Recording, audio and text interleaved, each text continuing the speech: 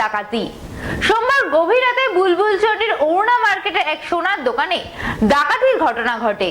মালদার চাঁচলে সোনার দোকানে ভয়াবহ ডাকাতির ঘটনার রেশ কাটতে না কাটতেই আবার মালদায় সোনার দোকানে ডাকাতি। এবার হবিবপুরের বুলবুলচন্ডিতে সোনার দোকানে ডাকাতির ঘটনা ঘটল। সোমবার গভীর রাতে বুলবুলচন্ডির অরুণা মার্কেটের ঘটনা। জানা গিয়েছে রাত 1:30 নাগাদ 7 থেকে 8 জনের ডাকাত দল আসে। সেই সময় অন্য এক কাপড় ব্যবসায়ী হাটে যাওয়ার জন্য নিজের দোকানে কাপড় নিতে যায়। তাকে ওই ডাকাত দল বেঁধে রেখে সোনার দোকান থেকে লুটপাট চালায়। যাওয়ার পরে প্রথমে দোকান খুলে ভ্যান বের করেছি, মাল ভ্যানে মাল তুলে স্ট্যান্ডে এসে গাড়িতে মাল লোড করে দিলাম। মাল লোড করার পরে দাদা হাটে চলে গেলো, হাটের গাড়িতে। আমার তো কালকে ডিউটি আছে। এবার আমি যখন ভ্যানটা রাখতে যাই কয়েকজনকে দেখতে পাই, তো আমি প্রথমে ভাবলাম যে সিভিক আর পুলিশ আছে। এবার কাছে যেতে আমাকে ধরে নেয়, ধরে প্রাণনাশের হুমকি দেয় প্রথমে।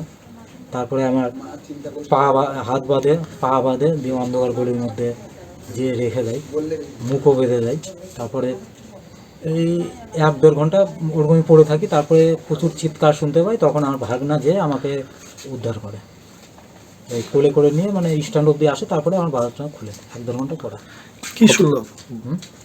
কতজন ছিল ওরা? 7-8 জন হবে। হাত কি ছিল ওদের কাছে? ওদের হাতে ওই সে লোহার এরকম কোনো রড ছিল এর মোটামুটি। পুরোটা বাড়িতে আমার দোকান। আজ আমি গত রাতে আমি কলকাতায় গেছিলাম। আমি ফেরার পথে যখন আমি বহরমপুর থাকি তখন আমাকে পুলিশ প্রশাসন ফোন করেন যে দোকানে ডাকাতি হয়েছে। তো আমার দোকানে যেভাবে তালা লাগানো থাকে, 11টা তালা লাগানো থাকে, 7-8টা সব সম্পূর্ণ। এবার হচ্ছে আমাদের বিষয় হচ্ছে যে আমি যে জিনিসপত্রগুলো বেচা কেনা করি সম্পূর্ণ হচ্ছে রেডিমেডের মধ্যে আমার করা হয় এবং কাস্টমারের মালও থাকে। এই মালগুলো হচ্ছে সম্পূর্ণ মানে কতটা কীভাবে ছিল সেও তো আমরা তো বেপে রাখা যায় না। তো কী বলবো আর যাই না। এবার মানে আমার কত সোনা কত চাঁদি ছিল? চাঁদিটা 15 কেজির উপরে হবে। সোনা মোটামুটি আইডিয়া ওগুলো পারা যাচ্ছে না। ওই সব কাস্টমার থাকে তো, কাস্টমার ছিল আর আমার কিছু রেডমেড ছিল।